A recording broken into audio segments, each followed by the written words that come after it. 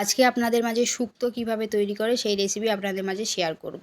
প্রথমে gas on করে একটা কড়াই বসিয়ে দিয়েছি। কড়াই গরম হলে 5 ফোড়ন ভেজে নিতে হবে।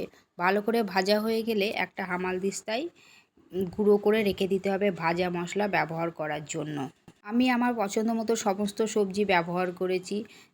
পটল, কাঁচকলা, সজনার ডাঁটা, আলু, উচ্ছে, বিনস। আপনারা চাইলে আপনাদের পছন্দ মতো আরও কিছু সবজি অ্যাড করতে পারেন, কিন্তু সবজি কাটাগুলো এইভাবেই কাটতে হবে। শাশুড়ি মায়ের মুখে শুনেছি সবজি কাটার ওপরে নাকি তরকারির টেস্ট ভালো হয়। এবারে গ্যাস অন করে কড়াই বসিয়ে দিয়েছি। কড়াইয়ে পরিমাণ মতো সরিষার তেল দিয়ে দিয়েছি। তেল গরম হলে উচ্ছেগুলো প্রথমেই ভালো করে ভেজে নিতে হবে। ভাজা হয়ে গেলে একটা পাত্রে তেল ঝরিয়ে তুলে রাখতে হবে। এরপরে পটল, তারপরে সমস্ত সবজি একে একে ভালো করে ভেজে তুলে রাখতে হবে। সবজিগুলো আগে থেকে খুব ভালো করে ভেজে নিলে তরকারি সবসময়ই খুব ভালো হয়। আমি খুবই অল্প পরিমাণে শুক্তো রান্না করেছিলাম, তাই খুব অল্প অল্প সবজি ব্যবহার করেছি।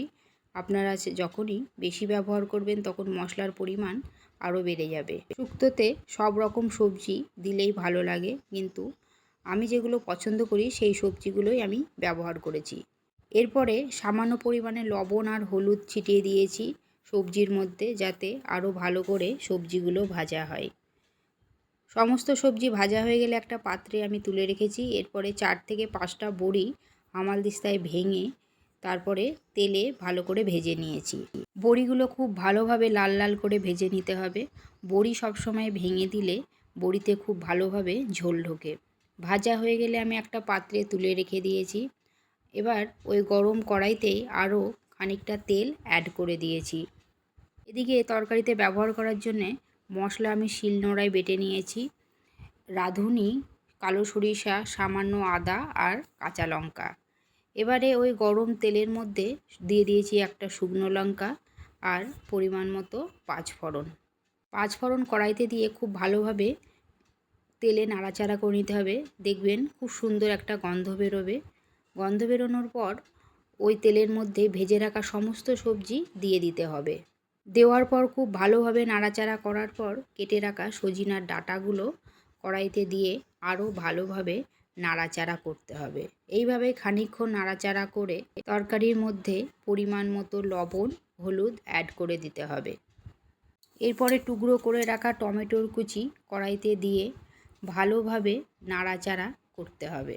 যেহেতু আগে থেকেই সমস্ত সবজি খুব ভালো করে ভাজা হয়ে গিয়েছিল, তাই বেশিক্ষণ নাড়াচাড়া না করলেও হবে। এরপরেই সমস্ত মশলা অ্যাড করতে হবে। প্রথমেই আমি দিয়ে দিয়েছি পরিমাণ মতো জিরের গুঁড়ো। এরপর বেটে রাখা সমস্ত মশলা দিয়ে দিয়েছি। মশলার মধ্যে ছিল কালো সরষে, রাঁধুনি আর কাঁচা লঙ্কা। সমস্ত মশলা দেওয়ার পর খানিকক্ষণ কষিয়ে নিতে হবে। কষানো হয়ে গেলেই খুব সুন্দর একটা কালার চলে আসবে।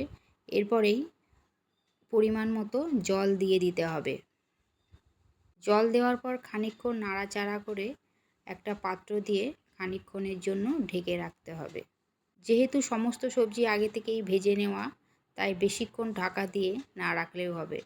5 থেকে 7 মিনিট ঢাকা দেওয়ার পর ঢাকনা খুলে দেখবেন খুব ভালোভাবে তরকারি ফুটে উঠেছে। ঠিক তখনই ভেজে রাখা সমস্ত বড়ি তরকারির ঝোলের মধ্যে দিয়ে ভালো করে নাড়াচাড়া করতে হবে, যাতে বড়িগুলোতে খুব ভালোভাবে ঝোল ঢুকে যায়। এইভাবে খানিকক্ষণ নাড়াচাড়া করে নিয়ে প্রথমেই সেই ভেজে রাখা মশলা, ভাজা মশলা দিয়ে ভালোভাবে নাড়াচাড়া করতে হবে।